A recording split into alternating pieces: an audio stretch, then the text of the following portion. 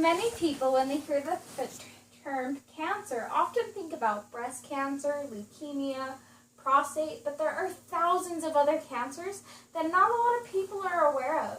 One of these is thyroid. Even I wasn't aware of what it was until I was diagnosed. And the first thought that came to my head was, what is a thyroid? Your thyroid is a butterfly-shaped gland. According to the American Cancer Society, it is located right under your thyroid cartilage, also known as your Adam's apple, which contains 2 lobes.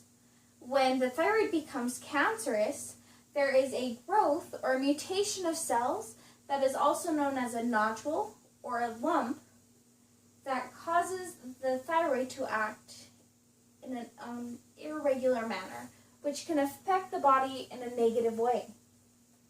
So what does it affect?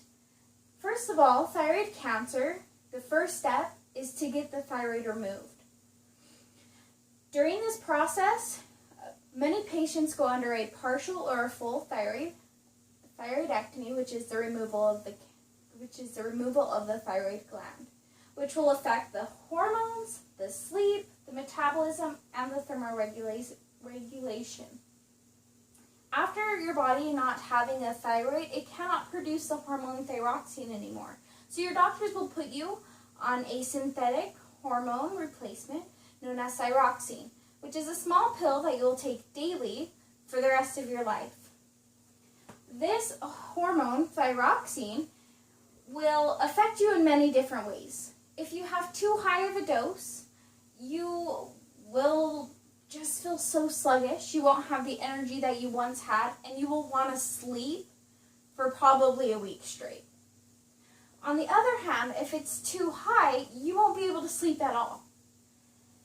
The other thing that it does affect is your metabolism. Your metabolism is how your body stores and uses nutrients from food. Some days, if your dose is too low, you're just going to eat and eat and eat. Other days, sometimes you don't want to eat at all. Thermoregulation is how your body controls the hot and cold in your body. So some days it'll be 103 outside, but you are sitting there shivering because you are so cold that you'll put on a sweater. Other days, it can be 32 degrees outside and snowing, and you're sitting there sweating. So the way the doctor wants to regulate this, according to the website, you and your hormone, you will do blood work every 6 to 8 weeks until you hit your normal level. And from there, you will also do blood work and body scans yearly. So how can you protect yourself? One way is to visit your doctor. Secondly is to know your symptoms. Thyroid cancer is one of those who you don't really have many symptoms, but according to the Thyroid Cancer Survivors Association, there are symptoms that many people are not aware of, such as difficulty breathing, difficulty speaking, difficulty swallowing, which obviously is happening. Another symptom is hoarseness, and sometimes there's even a pain that radiates in your neck, and you just feel like you are throbbing. Lastly, a way you can prevent yourself is to perform self-examinations. The best way to perform a self-examination is by getting a mirror and a big glass of water.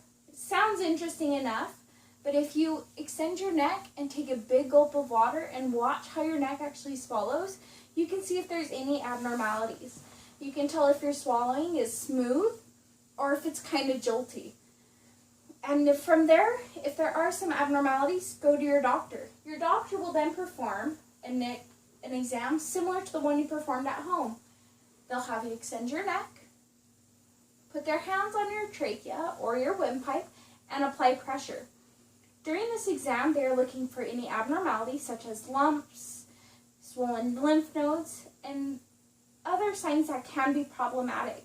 If there are problems, your doctor will then go to the next step and do some tests.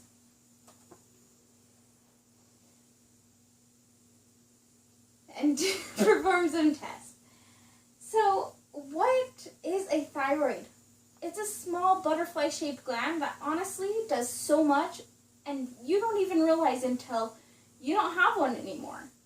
It controls metabolism, your hot and cold sensitivities, your sleep, and the best thing you can honestly do is protect yourself by going to your doctor, performing self-examinations, and by doing these steps, hopefully you can reduce the risk of ending up with a lovely necklace such as mine. Thank you guys for coming. Thank you guys for coming.